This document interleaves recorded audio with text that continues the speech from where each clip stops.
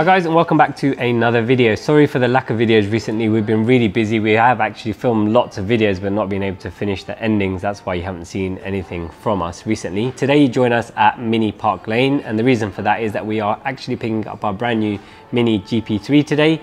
I'm actually in a bit of a state of shock that we've spent so much money on a Mini. It's probably the most expensive Mini that's ever been released. I'm really looking forward to actually trying the car out. As you know, we've had the F56 for quite a while now, about 3 years, and we've modified it to a stage where it's around 300 horsepower. It's a lot of fun, and the GP3 is 306 horsepower out of the factory, and it's pretty wild for a factory car. I'm really looking forward to seeing how it drives in comparison to the normal F56 JCW. We're at Mini Park Lane, as I mentioned. They've given me a few gifts, so before we go over and check the car out, let's have a look at what we've got here. So that's pretty cool. So they've given me a little 3-litre CSL homage toy car. I actually love this car. In terms of concepts, it's probably my favourite, and I wish this was a real car. Got something that says carbon art here. Let's have a look. Oh, cool.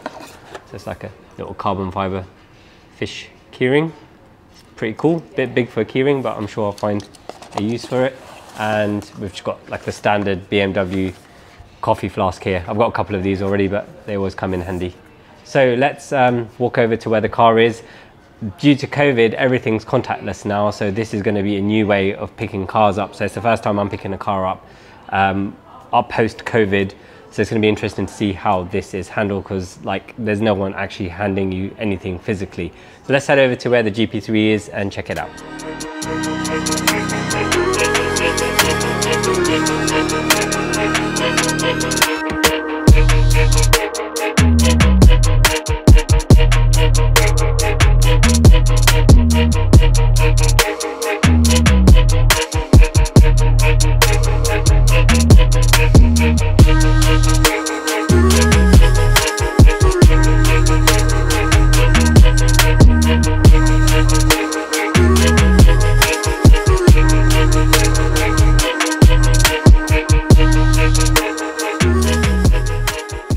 Wandered over from Mini Park Lane to the underground car park, which is across the road, and here is our Mini GP3 number 1699. Initial impressions are that it actually looks much better in the flesh than it did in the pictures. I was quite concerned about the rear wing being too big, but when you see it on the car with the arches, it actually does suit the proportions of the car. We're only going to do a short little walk around in this car park because it's quite dark. We'll take a proper look at the car once we're back at Evolve HQ. But initial impressions on the looks are, it does look like a crazy little thing, and I'm really looking forward to get behind the wheel of it.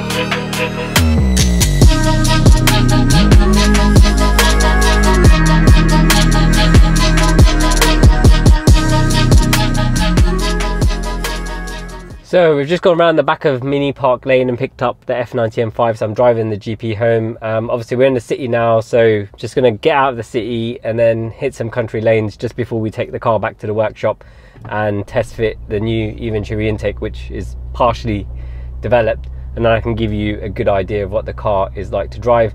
Last time I drove a Mini in the city, it was the Mini E. This is a very different proposition.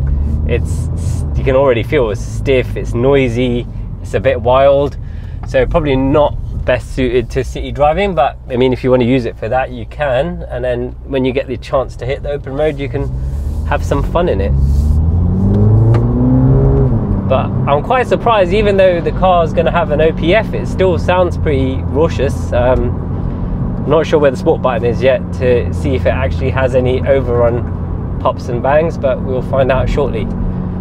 Yeah, so I'm going to head back to the Evolve workshop, and on the way I will find some country lanes to test out the new GP3. But it's pretty cool inside. It's got these 3D printed paddles, it's got 3D printed section over the dash here with the serial number 1699. Seats feel pretty comfortable. Yeah, I mean, it feels very similar to our current F56, just a little bit on steroids, I think. So I'm gonna get out of the city now and I'll catch up with you guys in a bit. So we've just traveled around 25 miles up the M1 and we're almost back to Evolve and Eventuri headquarters. I've just come a junction up just so I can test the car on a bit of country road I'm quite familiar with. On the motorway it was pretty comfortable. I'd say the suspension is a little bit stiffer than we're used to on a stock F56. You can really feel the diff working and it's pretty quick. I mean, just mid-gear pulls on the motorway, you can really feel the extra power it has over the old JCW. This road is fairly bumpy, it's a little bit unsettled, but it's fairly stiffly damped. I have to say as well, the exhaust actually sounds pretty good. Yeah, turning's pretty sharp.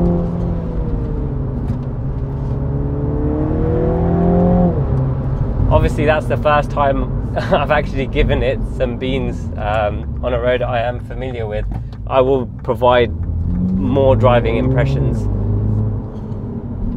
the more time I spend behind the wheels, but it's fun and that's what a Mini should be.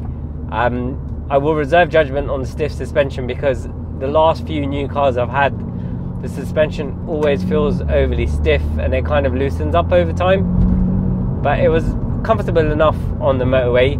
What it felt like was my F56 in standard suspension format is very compliant.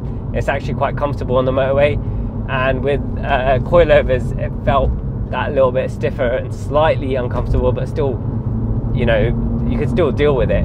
This feels like it already has some aftermarket suspension on it and it's slightly on the stiff side, but it is kind of track orientated, so it'll be interesting to see how the suspension changes once we've got a few miles on it. I'm going to head back to the workshop now. We can do a quick walk around, look at some of the design details, and then we're going to start having a look at the intake. We have designed it on M135i and it looks like it's going to be the same. Apart from on this, we'll be able to open up the hood vent and feed the air directly into the front part of the intake. So yeah, we're going to head back now and check that out and see if we can adapt the M135i intake for the new JCW. So we've got the car back to HQ. We can do a little walk around and have a look at some of the details on it. This is the first time I'm actually looking at the car. Probably only looked at it for 5 minutes, so I'm going to go over it quickly and just pick out things that I've noticed, and as we own the car for a bit longer I can go back and revisit that.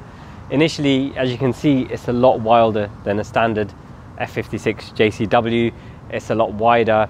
The arches on the front carry on to the front bumper, so this additional bit here will be different to a normal JCW. The updated headlights look really cool. They're black inside and it's got a black line all the way around, so it doesn't have any of the chrome highlights on the car, apart from this band here, which we'll probably have to change. The wheels are pretty cool. They're a bit weird because they're 4-spoke and it's got 5 lug nuts, so that's the reason why these area is black, to hide the fact that the spokes don't quite match up with the nuts in the middle. Brakes are standard JCW, very big. I've had a chance to test them out and they work really, really well. I'm not so sure about this kind of fake forged carbon look on the wings. I would have personally preferred these to be like proper carbon or at least body colored. So I think our plans are to initially body color them and then maybe make them in proper carbon fiber in the future. Obviously got red highlights everywhere. I like the fact they've used the GP branding like in lots of different places, but they have left them out on the brakes. I'm not sure why that is. They could have carried that on and had GP branding on the brakes too. So the roof and the wing mirrors are a different color. It's silver. From the pictures it didn't quite work, but it kind of looks okay. The only other option we have possibly is to body color those, but initially I'm really happy with the way the car looks. In pictures it really doesn't do it justice. You really need to see it in real life and see the car in its entirety to appreciate it. Coming around to the back of the car, it's obviously got the Union Jack tail lights, which we've seen on the LCI models. The rear wing is super aggressive, but it actually works really, really well. The exhaust looks aftermarket and it actually sounds aftermarket. I'm really surprised at how well the car sounds, even though this is one that's got a cat in there and it's got an OPF. It still has some overrun burbles and it actually sounds quite loud. On the motorway, you could tell that it has an exhaust. So compared to a normal F56 JCW, the car actually is quite raw, and I'm actually pretty impressed with it. The fact that it's come out from the factory like this is quite impressive. Usually when they make a special edition, it's just like maybe some, you know, slight detailing, but it actually feels a lot rawer compared to a standard car. So I'm really looking forward to spending more time with it and providing you guys with some more feedback. For now, we're going to get the car in the workshop. It's starting to rain now, and we're going to have a quick look at the intake and see if the M135i intake we've designed fits on this car, or what we have to do to tweak it to make it fit.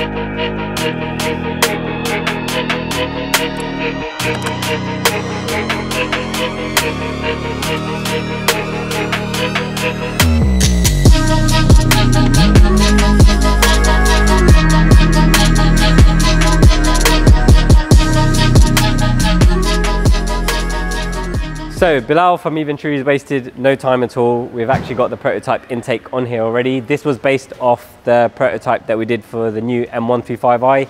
We knew the airbox was the same and it does fit. It just needs a slight tweak on the front scoop here.